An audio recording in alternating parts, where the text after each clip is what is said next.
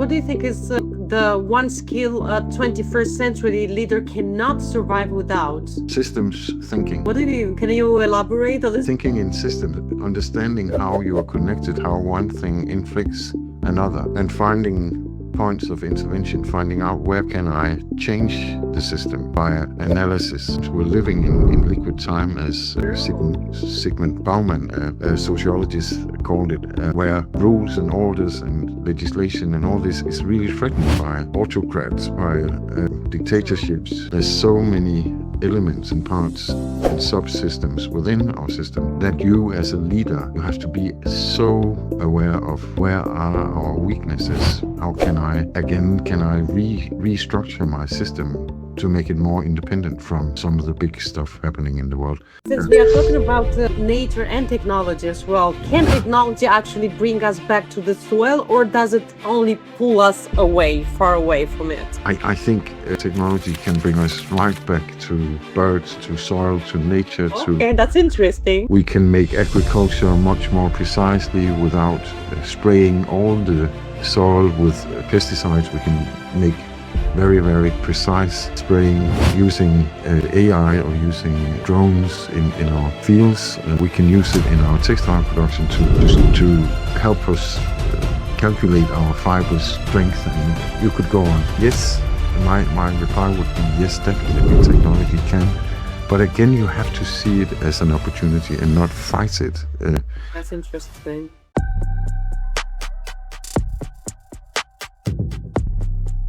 Hello to everyone. Well, lately we have been talking extensively about the infrastructure of AI, that I have been entirely immersed in the nervous system of technology. But today we are shifting our focus to a different, equally vital infrastructure, the green transition. Today we aren't just talking about going green in the corporate sense.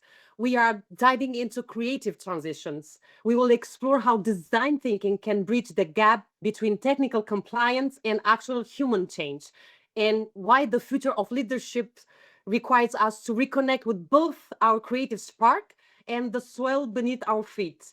And I have this immense pleasure to have Thomas Østergaard. Hello, Thomas. So nice to have you here. I'm so happy. Thank you for accepting my invitation. Oh, it's such a pleasure being with you, Mirela, any time. Thank you for inviting. It's a pleasure. Please tell us something a little bit about you, Thomas, because not everybody, I assume, knows you. I do, because we know each other for a while now. Well, I'm an associate professor. I'm a PhD fellow at Rewire Design in Denmark, which is a design school and business school situated. Actually, it's the biggest of its kind in the Northern Europe. I teach design, entrepreneurship, and innovation, and I have a focus in my research, but also in my practice, you could say, on the transition between our present linear use and dispose world into a new, on many ways, circular world, which the EU legislation asks us to do, and then a future regenerative world as we see it. In my private life, I'm very activistic. I think, or some of my friends say, because I've established you could call it a cooperative. In Denmark, we have associations, foreninger in Danish. It is, there's a saying that in Denmark, if two people meet, it's a friendly gesture. If three Danes are together, they make a club or an association. And actually, that's how one of my other projects, apart from being a researcher and professor at Rewire, is this thing called neighbor-driven nature. We call it Ejstrup, which is the place, the name of the village where I live, Ejstrup Biolag, and that means that we work with transforming traditional agricultural land into biodiversity. And right now, we have some 60 hectares. It's different from acres. It's much more than acres of traditional agricultural land taken in. It belongs to the owners, but then we apply for funding, apply for collaboration, cooperatives. It can be people working with cattle or whatever, which can help us in grassing the areas and so forth. But it's just, I just turned 60 this year, so I have a lot of spare time. I don't have small kids. I feel very fortunate, very privileged in terms of being able to do this. And I live in a very, very beautiful area, which allows you to do what you want to do. exactly, Exactly. and with a government in Denmark and local authorities which are very supportive towards these initiatives. So, and an incredible local community which actually allows you to do as well. we're transforming things, and we're driving tractors, and we're doing things that I really dreamt of as a kid. So yeah, I think, and then I'm a musician in my as well. Yeah, by the way, to tell to the listeners as well, because Yeah, I think yeah. it's so fascinating. So You are so many things, Thomas. that was a really, really fast, and I love birds, so I brought this one with me. Um, so and history as well. So, and this is actually from your original country, Italy. This is Etruscan. It's a copy of Etruscan. It's a duck made in maybe the year 700 before Christ. So this is, and I love art and representations like these. Yeah. Well, let's go there, dive into our main theme. I will start with the kind of a classic question. How does a social designer, coding social designer, look at the global crisis differently than a politician, Thomas? Well, that's a really, really good question, I think, because it illustrates or put things on the spring of what is the origin, how do I see the world? That's more or less how you asked me to reply. And to be honest, I see the present situation as a tremendous opportunity. It's a tremendous opportunity, and I think what we're seeing is a huge. Just before we met on this podcast, I just read a notice that now the price of secondhand electric cars in Denmark is rising. It's been Oh, really? I didn't know that. no, but there's been a high competition because in the European market there's a huge transformation towards electrical vehicles at the moment due to the Iran war and due to Trump and all of these things happening, that the instability of the world obviously makes us rethink who we are, why we are, and what we're doing. And these are always really, really good rehearsals to anyone, I think. And there's even in Denmark anyway, that there's a talk that people are getting more and more focused on the near, close, immediate vicinity values, so that in terms of volunteer work is rising, community-based elements is rising too. So I think this unstable and very, very unpredictable, you could call it a runaway world, like there was an English sociologist, Anthony Giddens, had this expression, a runaway world. He described the globalized world as, and he was completely right. It has been shown that it somehow it set us free to be consumers, like multiple consumers going bananas, buying everything everywhere, anytime, on one hand, but it also really, really challenges deep values like Ooh, ethics, like this is a good one. Thank you, Thomas. Yeah, yeah, because we, no matter how we look at it, being just first and foremost a consumer is really stupid because yeah. we exploit so many things by just Exactly. first and foremost. And I think many people are discovering I'm not just a consumer, I'm a person, I'm a human being, and I want to commit to Yes. something. I want to be part Yes.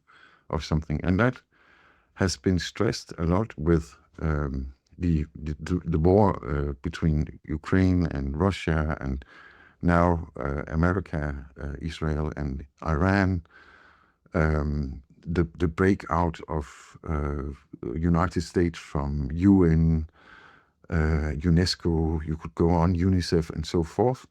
So I think people are very, very concerned that if we don't take care of our own lives ourselves more, and in, maybe you could call this regional or national or even local matters, the big ones that like the presidents, they they they don't care about you. You have to care about yourself, and that's what I see as a huge opportunity for rethinking the way we are in the world. And that's maybe, to reply your question, the difference of a social designer, that I see these patterns of change in the world as they happen right now. And my wife is the manager of a volunteer center in a town nearby, and she says it's incredible what has happened just the past 3 or 4 months. There's much more movement right now, and it can be very simple things, that you want to play cards with somebody, or you want to do knitting, or you want to, but people are So we really talk about human connection. Is it, Thomas, that you notice exactly, that there yeah, is yeah, this big, exactly, huge need of human yeah, connection more than ever, kind of, right? Because exactly, I yeah, confirm, I also noticed this yeah, particular part. Yeah. yeah. And then of course in other terms like nature and stuff like that. Anyway, in Denmark, what we see is that there's a almost explosion right now, especially amongst young people who are entering, all these forening associations, clubs, we call them in Denmark. We have a really, really big one. The biggest association for nature conservation is, and it has been older men like me, and even older than me, and women who have been dominating in these, but now the young are entering these, and even people with young kids. So there's, again, you have a rise towards things of a completely different value than what we see in branding, marketing, smart communication as values. So I think what this poly crisis that we are experiencing now, Mhm. we live on the backdrop of climate changes, of the notion of the Anthropocene, but also a system of globalization you could call capitalism, or the basis of the whole economic system is Do you about. still believe in democracy then? Yeah, Sorry, but sure, I sure. that. I do, especially, yes, definitely, definitely. Mhm. I do, but we see how this. It's really hard to believe that That's the why I'm asking. Yeah, that exactly. that the That's why the I'm asking. present. Of Yeah. course, after Second World War, it was obvious to think we're going to have free trade as the prime release to make growth. Mhm. But now we can see, if we just let one man go bananas, or two men or three men with power enough go bananas as just a common citizen. Mhm. And that's, I think that makes people act differently. It makes them think of course, their own community, their own local place where they live, their city, their nation, and after what has happened during the past half year, there has never been so much confidence in the EU from the populations ever. ever, ever, ever. And that's really interesting, that people who might have been very critical towards the EU are now saying we have to stay and we have to improve EU and we have to, and those are the signs to me that things will change and um, things are going to be and are for the better. Hopefully, that's the Yeah, hopeful. I see a lot of signs that things are really changing.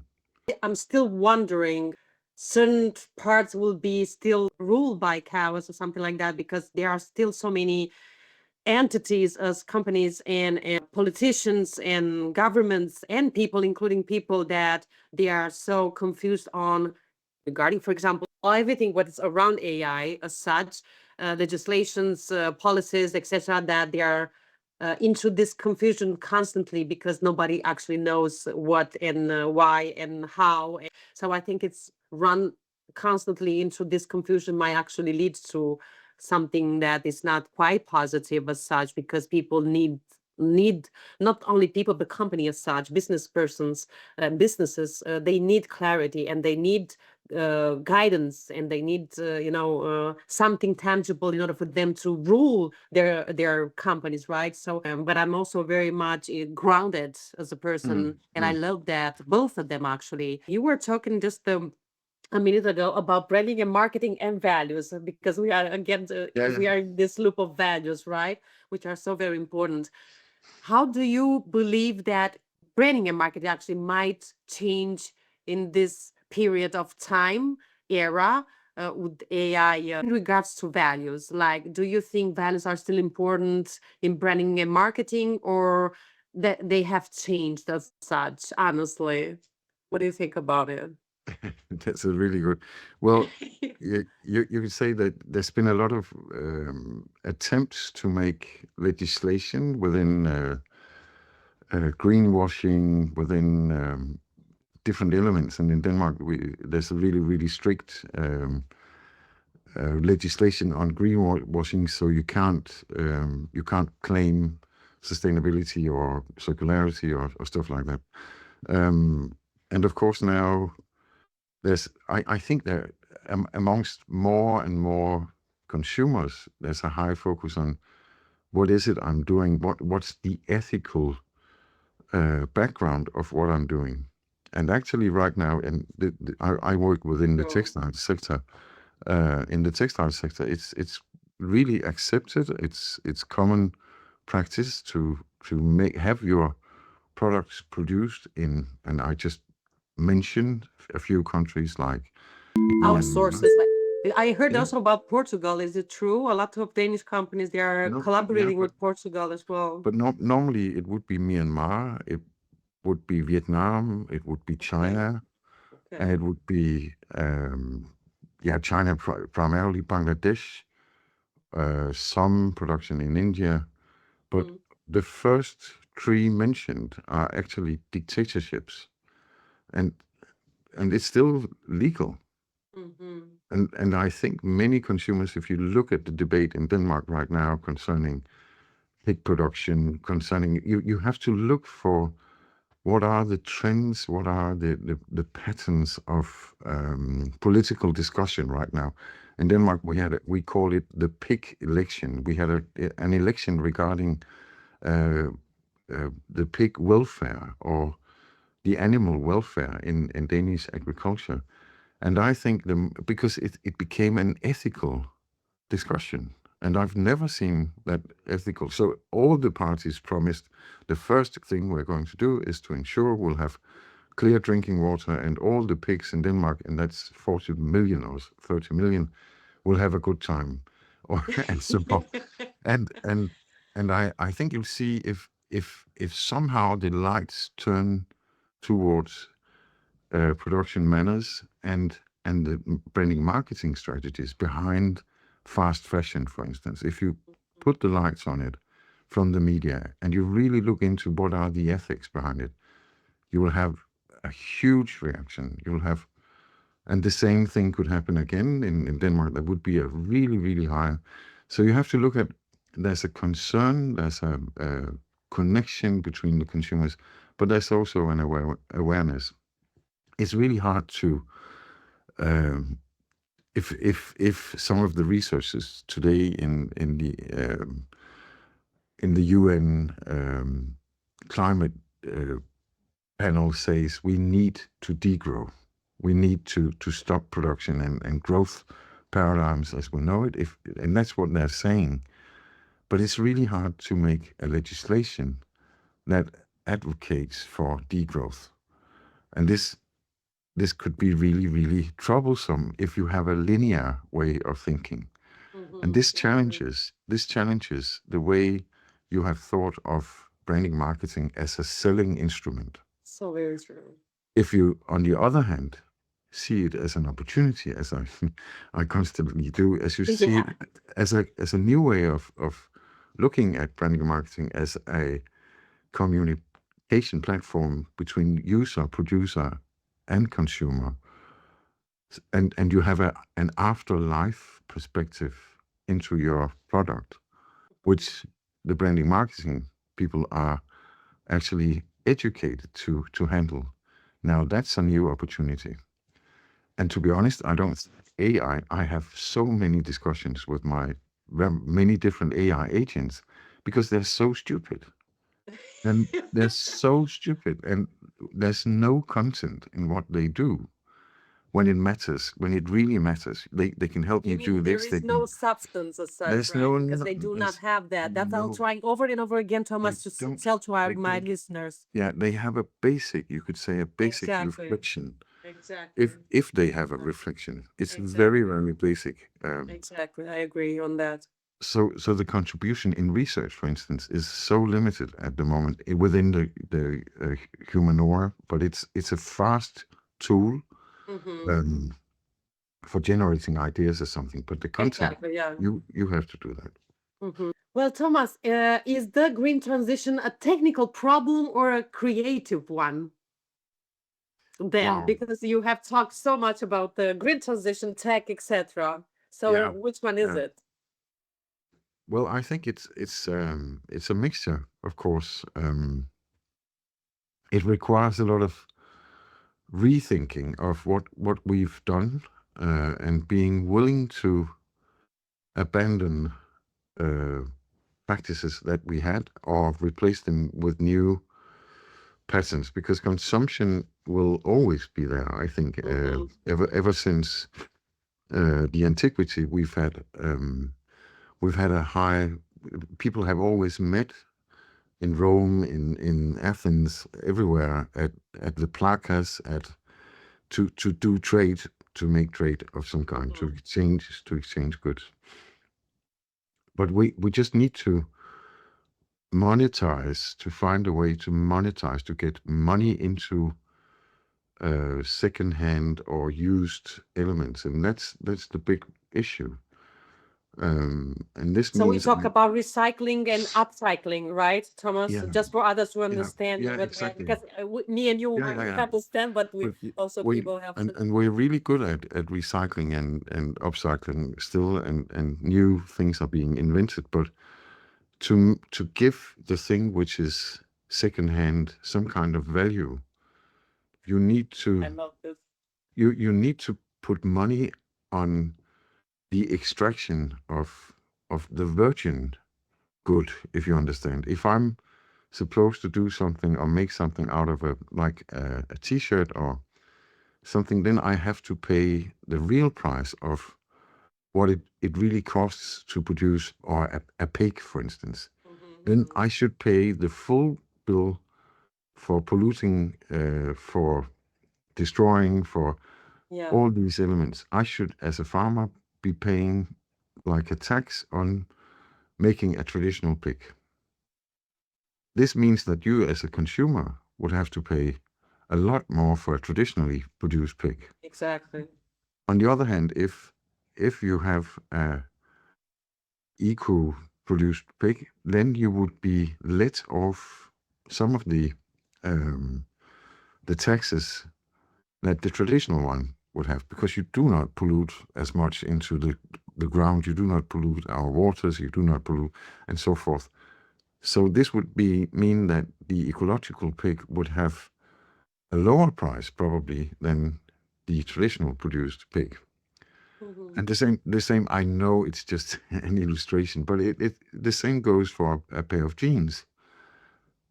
But to do that, then all of a sudden, you in jeans or cars or whatever, the second-hand jeans pair of jeans all of a sudden has a much higher value than it has right now, because the original, like today a pair of jeans is in Denmark. How much is it in euro? Maybe 70. Around 50 Yeah, euros yeah, ish, kind of. 50, Yeah. 70 euro. Yeah, exactly. But the real price should be maybe 150 or 200 euro as a Mhm. standard minimum price, because it's very pollutive the way they're produced right now. Mhm. This means that then all of a sudden the second-hand jeans will have a much higher price, if you understand, and all the Yeah, fibers from. So exactly. you I would know put. that because I have studied VL, so I Yeah, personally yeah, do yeah. know that. So, but you please explain to Yeah. others as well, Thomas. Yeah. But that's how taxation on production, on climate risky production, can actually put money like monetization is called, into the other elements like the second hand or the rescaling of fibers and reuse of fibers. It's a little different because we have now really big companies in Germany, France, Netherlands, Mhm. Sweden, who are separating the fibers of the Yeah, they textiles. separate the fibers or something like Yeah. that. Yeah, exactly. Yeah, yeah. And this is made into new fibers or secondhand as reused fibers, Mhm. because the EU legislation right now requires 60% Yeah, of the, of the fibers in textiles to be yeah, recycled. yeah, So they have to do it, but it's still a little more expensive to use these fibers yeah. than virgin fibers. And what I'm trying to say is that if you put the taxes on the virgin fibers accordingly with how much emission and water and all this, then all of a sudden the second-hand fibers have a much higher price and value. Thank you for explaining that. Yeah, exactly. This platform, specific on YouTube, because now you are to rise beyond the mindset. It's on 9 different platforms. But on YouTube, Rewire to Rise, I have reused actually an old channel. I give birth to this project last year, like 7 months ago ish. What I wanted to say is that even a digital product can be recycled and Yeah. coding. And then I love to give life to something that might have this destiny of being dead.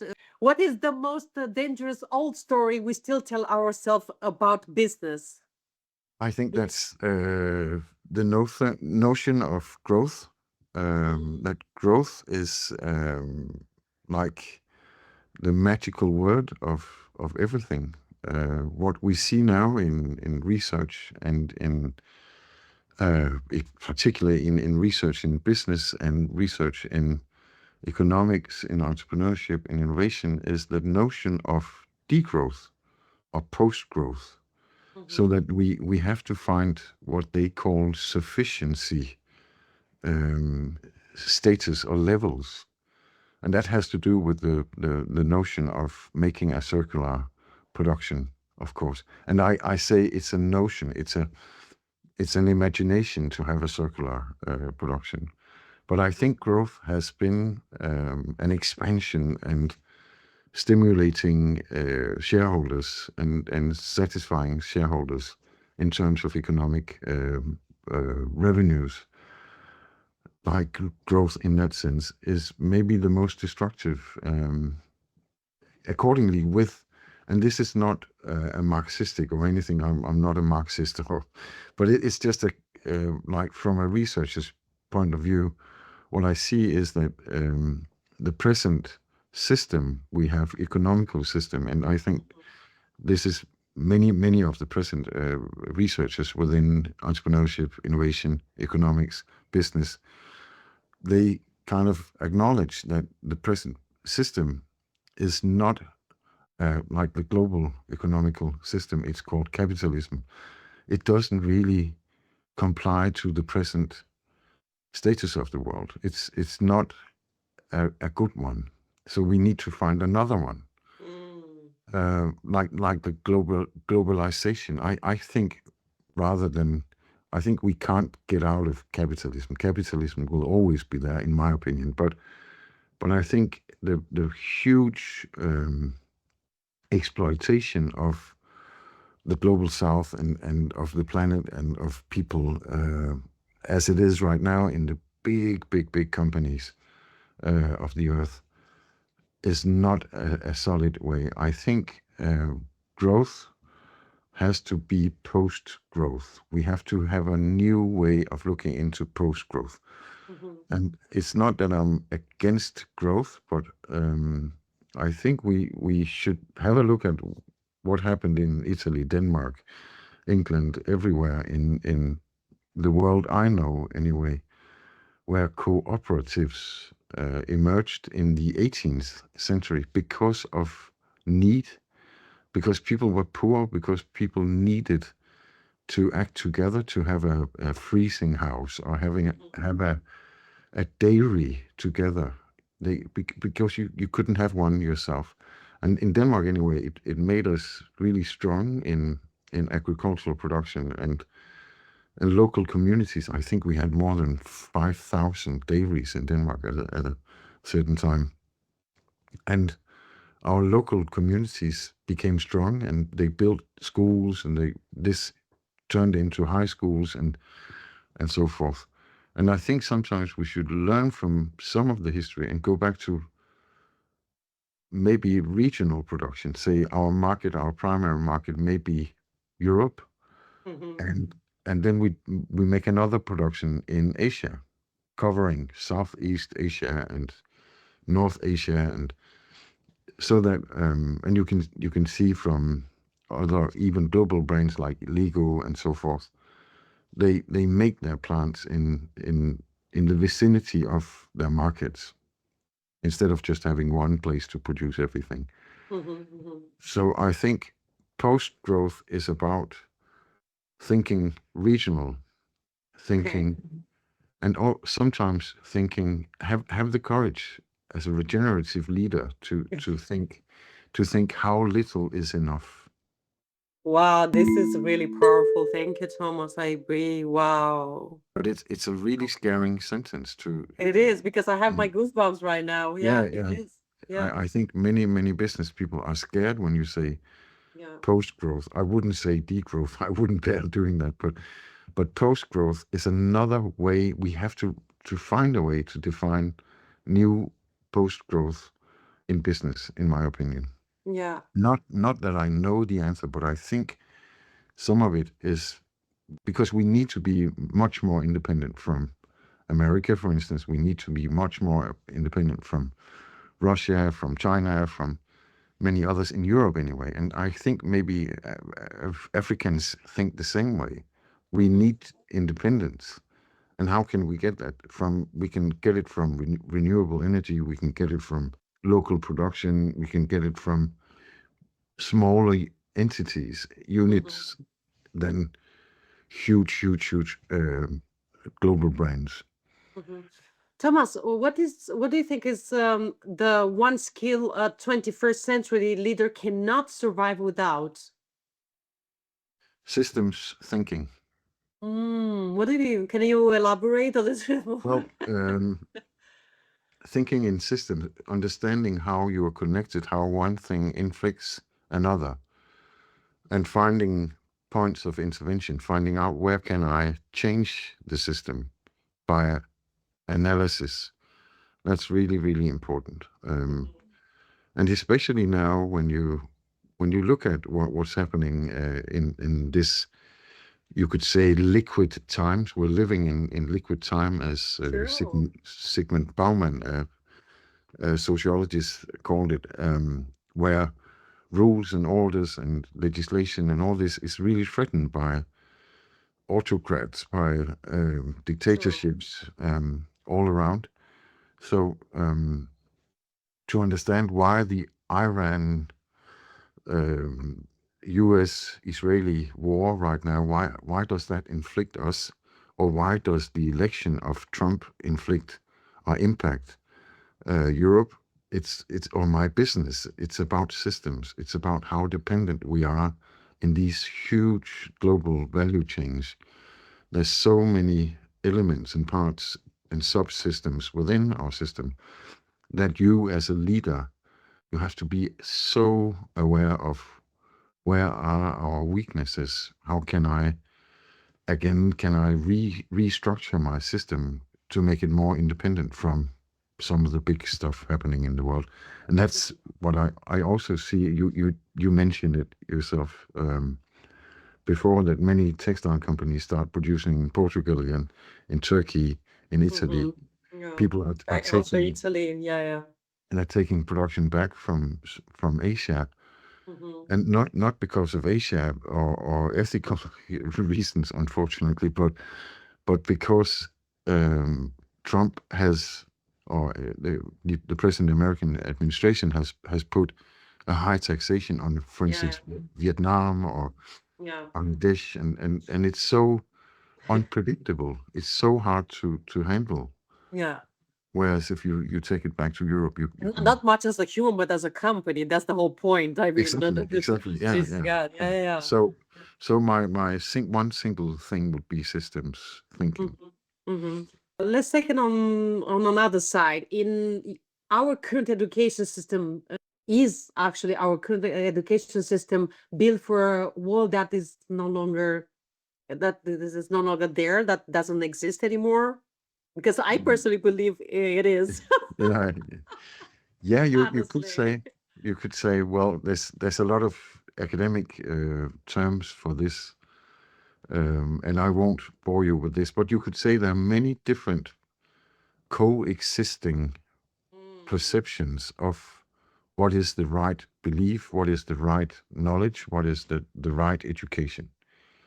And as I see it right now, if I should really simplify this, it would be that you have a linear way, traditional linear capitalistic way of teaching, of performing in the industry, and that's really the dominant one.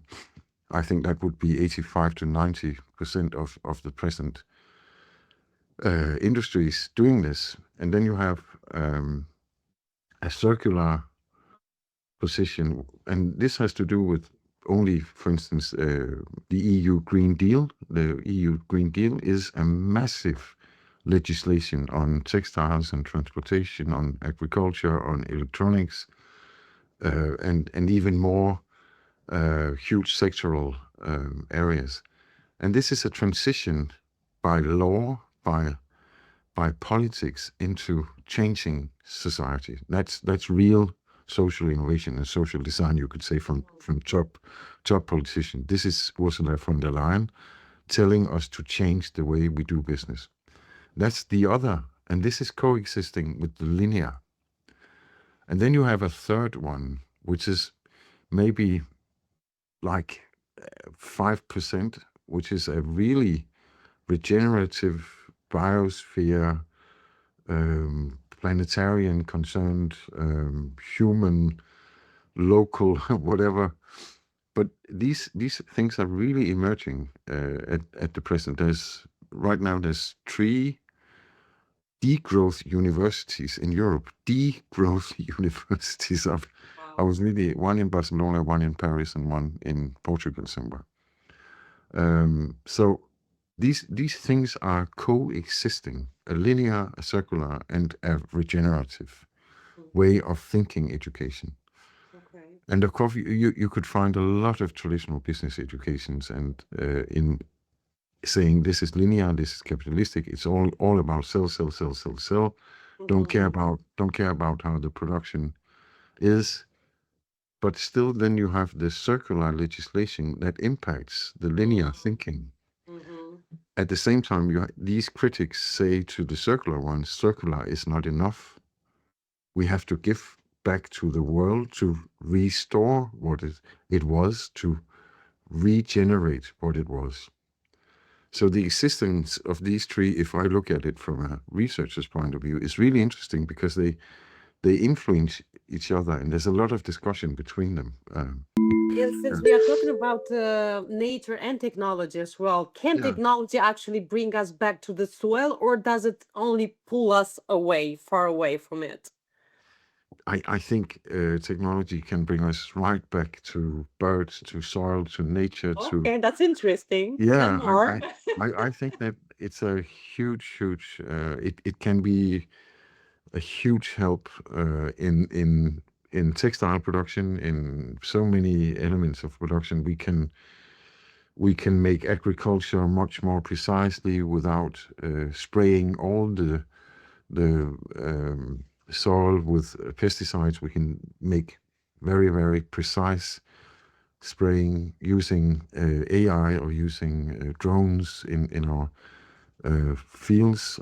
We can use it in our textile production to help us calculate our fiber strength, and you could go on. But I also think it can help us. I just saw, well, I'm a bird enthusiast as well, as I said in the beginning. I saw that there's been an invention of a thing you can put on your iPhone so that you have like a colossal zoom, and this is technology Mhm. on a very, I think it was probably invented for the military or something, but now all of a sudden you can buy it for bird enthusiasts for 500 Danish kroner, which is, yeah, I don't know how much. Around 60 euros ish. Yeah. Yeah. Yeah. So, and this really brings my me closer to. So I think yes, my reply would be yes, definitely technology can, but again you have to see it as an opportunity and not fight it. That's interesting. I Yeah. think, Yeah. and it goes for whatever regenerative agriculture or Mhm. production. Be open towards it because it's such a help. I think. By the way, what is the most misunderstood thing about eco agriculture today, Thomas? The most misunderstood, Mm. I think the most misunderstood is that it's a hippie project. That would be the most misunderstood because it's getting more and more in Denmark anyway, and we have a really strong agriculture. It's getting more and more integrated um, into traditional farming as well. Even regenerative farming is becoming something for the traditional farmers to explore Mhm. right now. It's yeah, and I think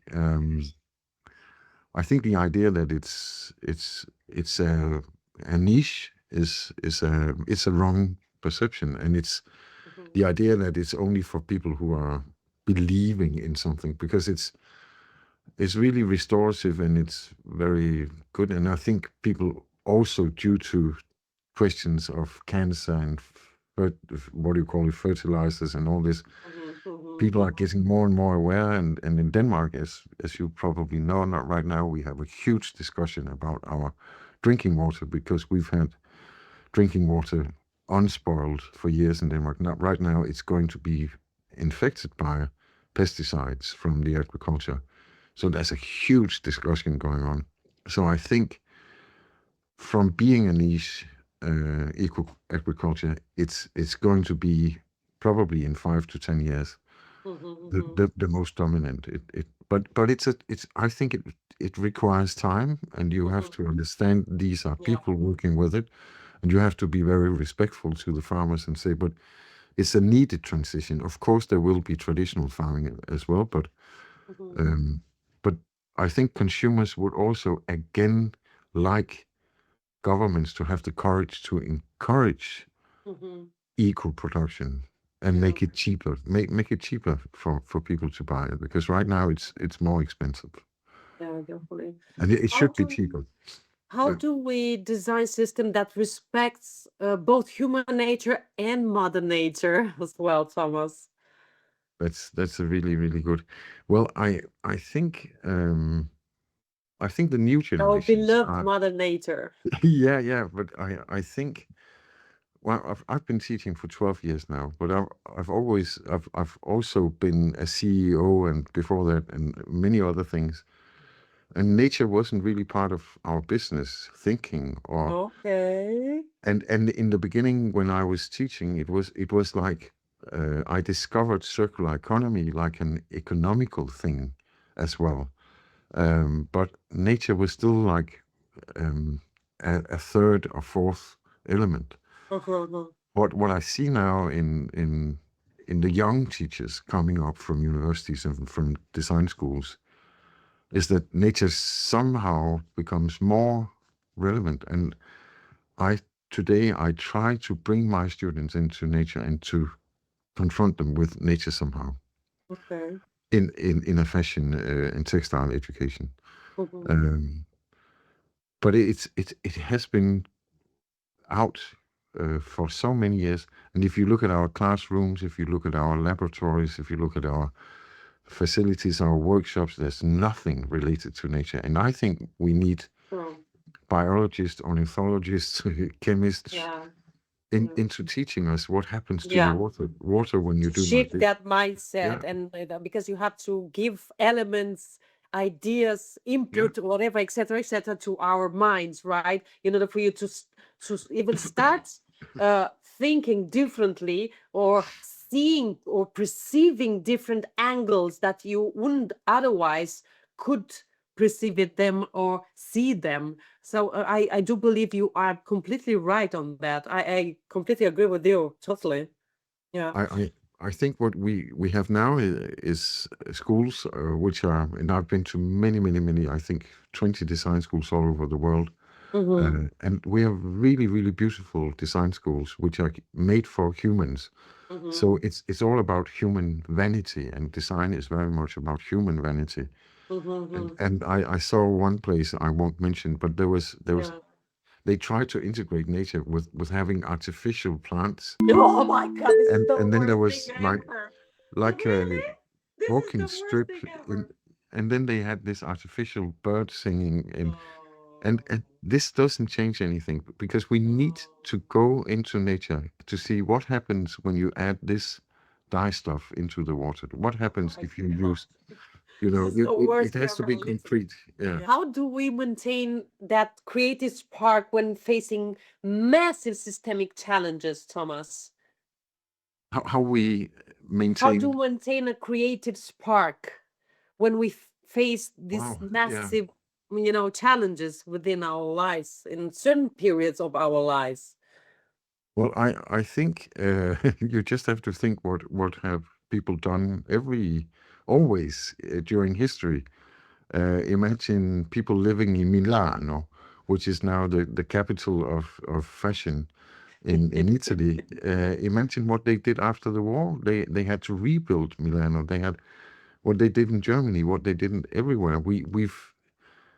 The human urge is so strong. We are so good at getting over it. Emerging, yeah, emerging again and Emerging again and to again. changing, to transforming.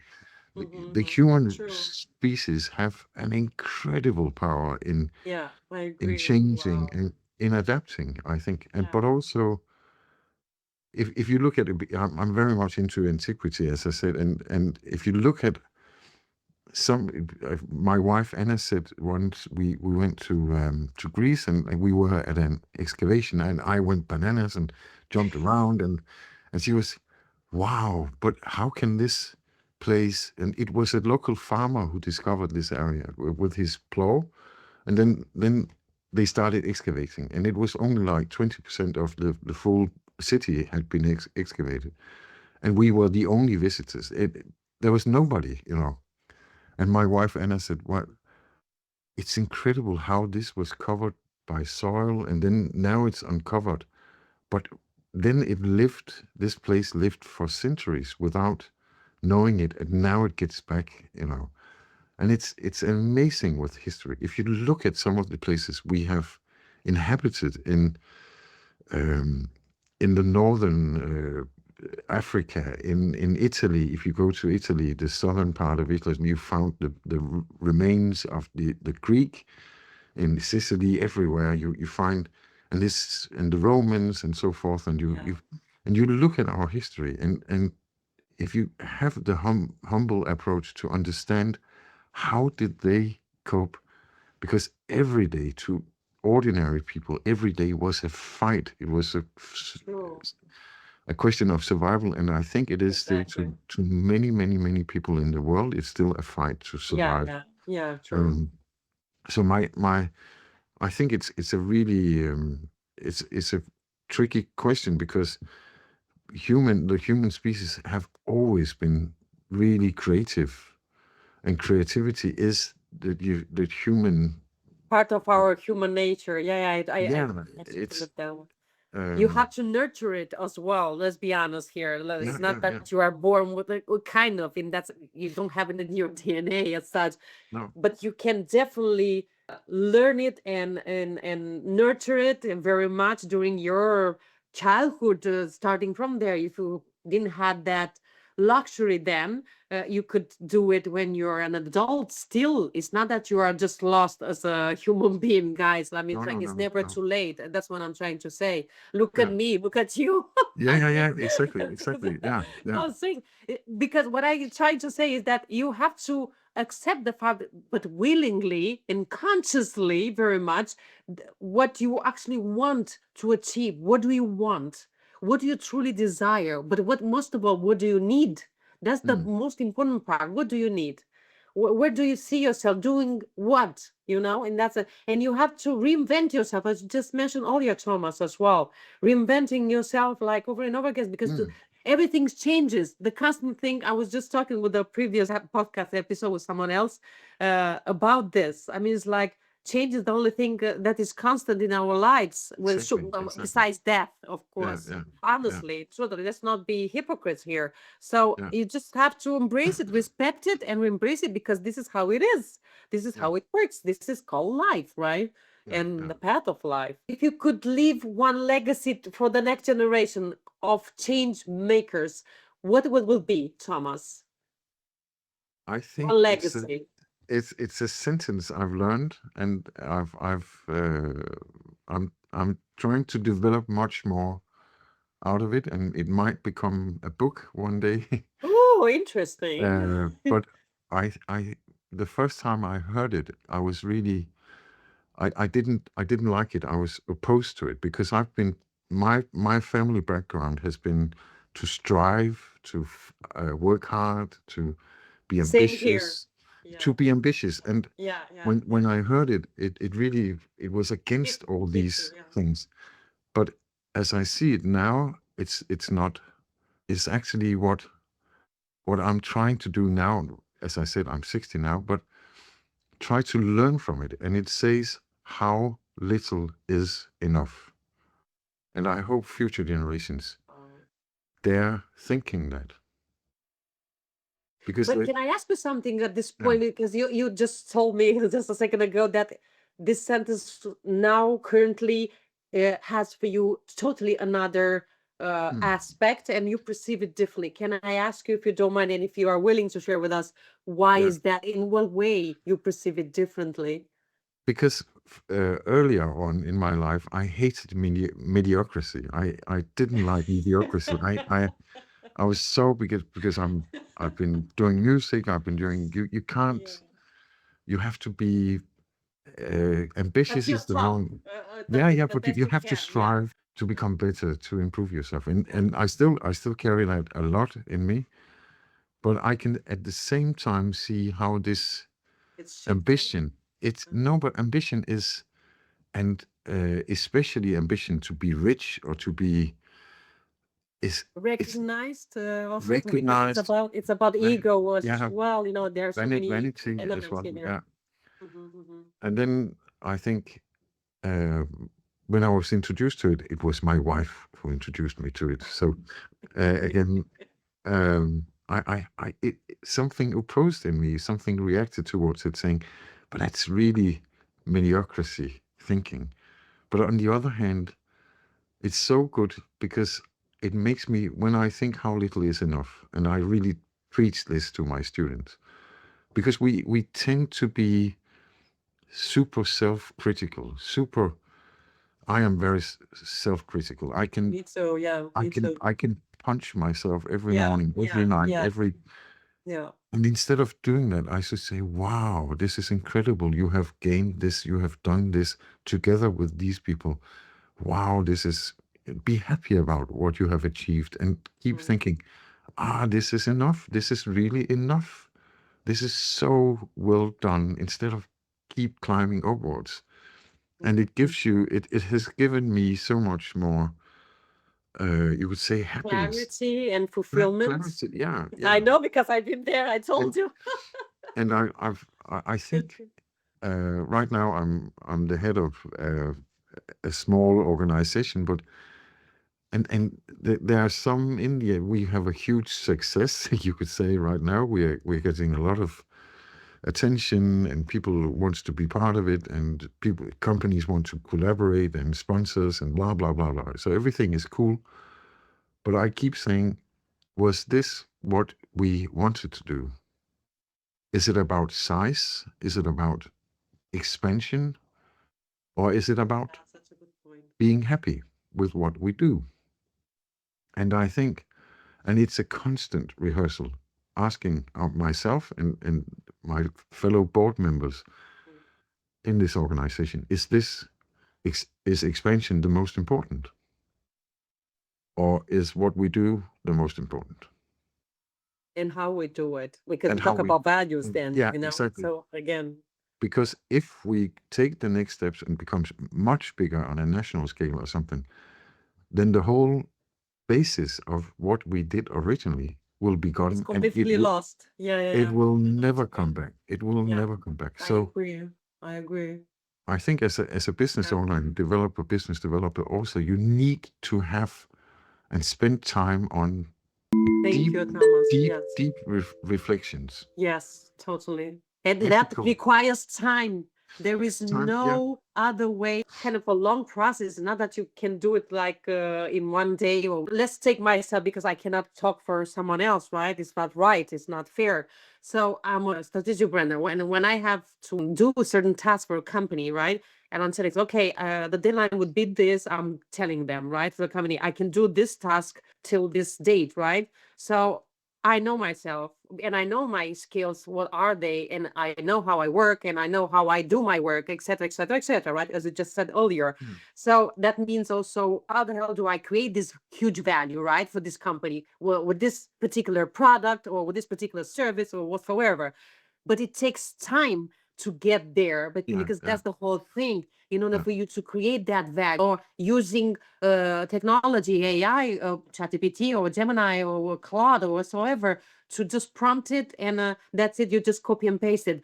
Again, it's not a defensive way towards tech, because I'm very much into tech again. But what I'm trying to say is that this is actually our competitive advantage as humans currently, nowadays, and in the future as well, that any other AI or technology can actually bring that on the table. They cannot do that. We are the only ones. So this is a competitive advantage. So in your own life, what does it truly mean, rewire? Since you are here to rewire to rise, Thomas. Yeah. What does it mean for you, rewire? Rewire means, well, it means to me to keep exploring my passions, my other passions than what I only teach or something. And as I showed you, it could be the Etruscans, like this one. I don't know if you can see it. Yes. These small Wow. figures of Etruscan art. I That's so rewire myself with trips. This autumn, I'm going to Athens with my 3 kids and my wife. My kids have never been to Athens, so I love it to revisit Antiquity together. And they know I go bananas and go, and I love these stories, and it can be, my rewiring can be when I go photographing, bird photographing, because you're so focused. I'm not a hunter, so, but it's more or less the same like the hunters. They are so focused on the prey. For me, it's I'm not killing anything, but it's the same focus you have on the birds before you take the pictures, and you're so focused in the nature when you go for a bird watching trip. It can be running, it can be playing tennis, it can be playing music. It can be, that's when I You're rewire. playing jazz, by the way, because I Yeah, asked you yeah, earlier. You haven't told yes, us. Yeah, and you're yes, very good at it, also with piano. And I heard you when we have had that project yeah, collaboration yeah, together, yeah, if you remember. Yeah, yeah, that yeah. you are so good at it, like really wonderful. Yeah, I But loved it. I think, and that would probably be my, you could say, many people would ask me, why didn't you just stick to one Yeah, thing? yeah. I was wondering as well. I have to Yeah. be honest. And I think this is why I'm really happy, because I have so many different passions that I can revisit. I can, I can That's play with, nice. and Yeah. they support me as now. Right now, They I keep work you as a, grounded, is it, Thomas? yeah, They keep yeah. you grounded, isn't Yes, it? yeah. Yeah. Many of them keep my pulse up. So, but but um, but it makes me really happy, and Mhm. so passion for anything else than So what you search for do. passions that actually you do enjoy and love, Yeah, etc. This is kind of what you would like to go for a show the swim, people, right? go for a run, do something Mhm. which is good for you, and connect. I think to nature or history, yes, to something bigger than yourself. Mhm. I have another section for this podcast episode today, Thomas. As I have mentioned to you, I have created a couple of pools on Rewire to Rise on YouTube that I'm gonna use it. Sometimes I'm doing this with certain guests. So the first poll that I have shared on YouTube was this one. I asked them, when you use AI for important work, how do you honestly feel? So I give them four options to choose from. Well, the first one was secure and confident. Second, holding my breath. Third one, skeptical but curious. And the fourth one was, I don't trust it yet. And the two top that they ranked were this one. On the first place was skeptical but curious with 35%. And the second one with almost 30% was holding my breath on the with the type the highest rank. So, what do you think about this? By asking them, when you use AI for important work, how do you honestly feel? How they are feeling? Yeah. So again, on the top list was skeptical but curious, the Yeah, highest yeah, percentage, and then holding my breath. yeah, yeah. I think holding, I think it reveals very well what Mm, your initial questions were about. How do you relate yourself as a human being to exactly. what's happening in the world right now? And I think those responses you have show that people are not stupid. People are really, they're funny. They're reflected. They are self-critical. They are so many things which at the present AI is not capable of being. And I I think agree.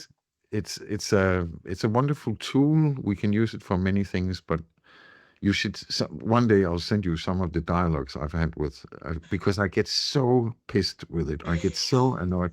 It's so self-confident that it's really, if I've been telling you, if you were my student, I wouldn't even let you in the door.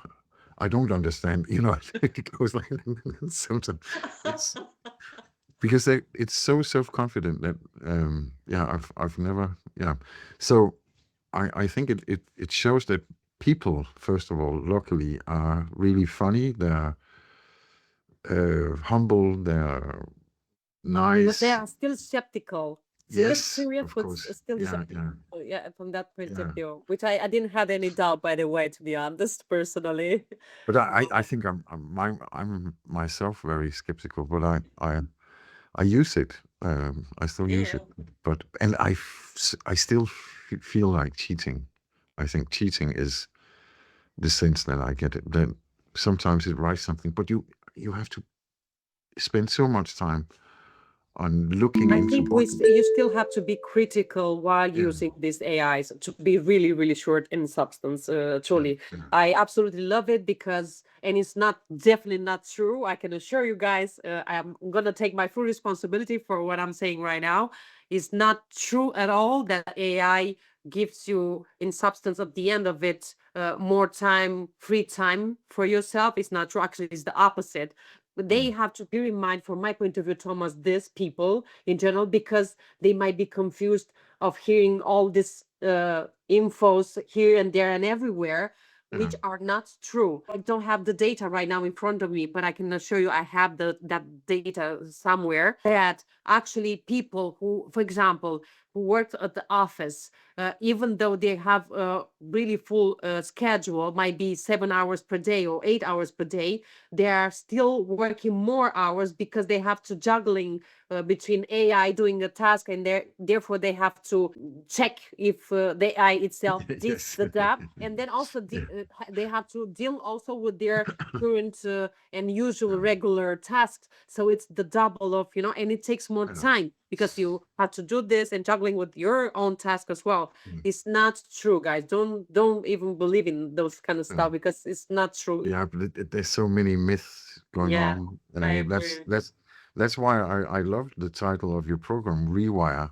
And I It think that's has a meaning, deep yeah, meaning. I think it's so important to rewire because the more you speculate, the more you concern, the more you regarding AI, what's it going to do to me? Will it take over my? No, it won't if you don't let it. You can go for a walk without any electronic thing on you. Devices. I do that, by the way, Yeah. guys. I do that when I'm walking is the best and healthier exercise ever. Even allow me to say, even more than running, for example, because of many elements. Hmm. I'm not. We're not here to Yeah, talk yeah. about that, but I'm just saying. So while I'm doing this, for me, it's so sacred, like literally so sacred. When I'm going and bonding with the nature while I'm walking, taking Hmm. my regular walk, and I also bond with my connect with the nature. No devices with me Hmm. at all, like zero. There, it's a sacred must have and do. I would say sometimes I would bring my iPhone because you can have the Merlin bird app. And honestly, or you could have an app that helps you to understand what kind of a tree, Yeah, what kind I've of a heard about flower, that, what but kind of. yeah, So yeah, I'd actually recommend to have the Merlin bird app because it tells you what bird am I listening to, yeah, yeah. and getting knowledge, getting new knowledge is also rewiring. You can rewire by stepping out of what you do or what you're afraid of.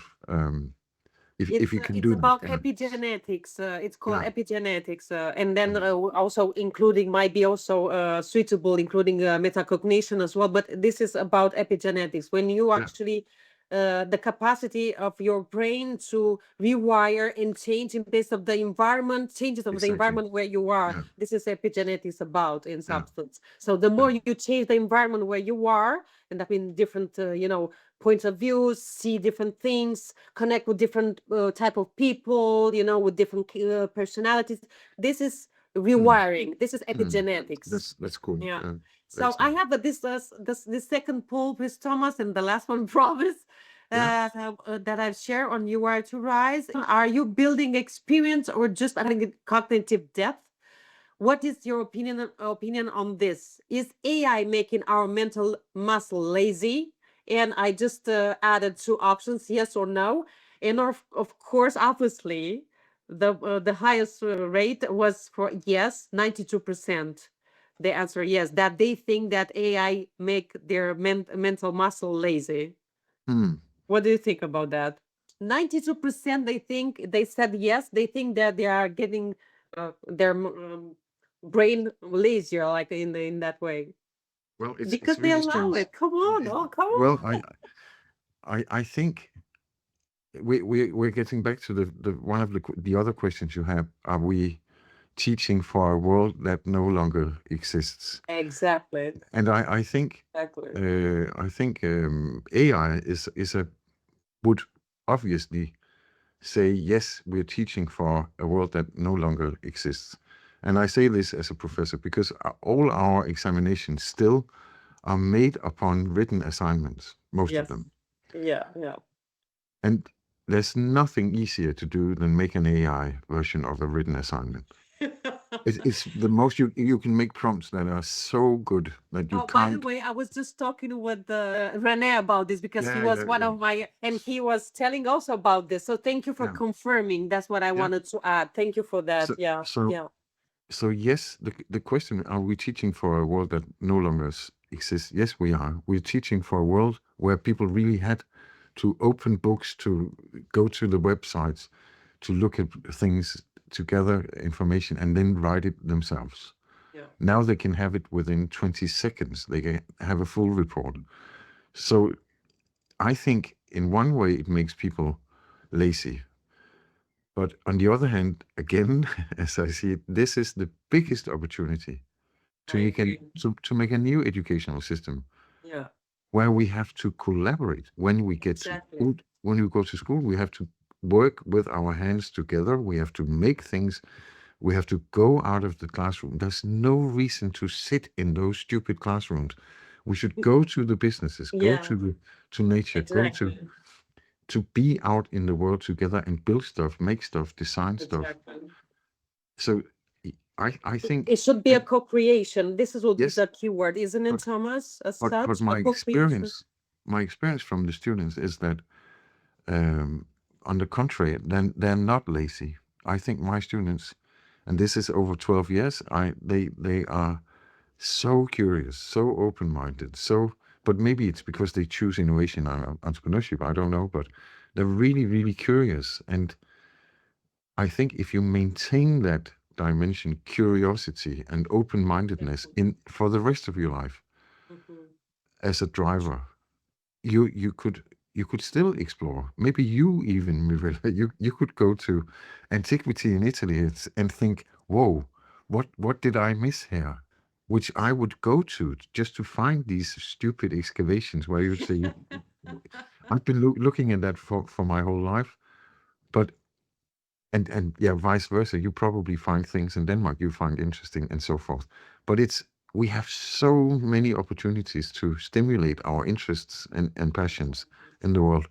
And I experience my students as really, really curious, and I'm amazed with the level of knowledge and passion and compassion even they carry. And I have students from Kenya to the northern to Tromsø in Norway and all the European countries, and they're so different, but they're really, really community oriented and curious. But it depends on us as educators. I We have agree. we have to change. Yes. We have to get out of the I building. Thomas, this is kind of about it.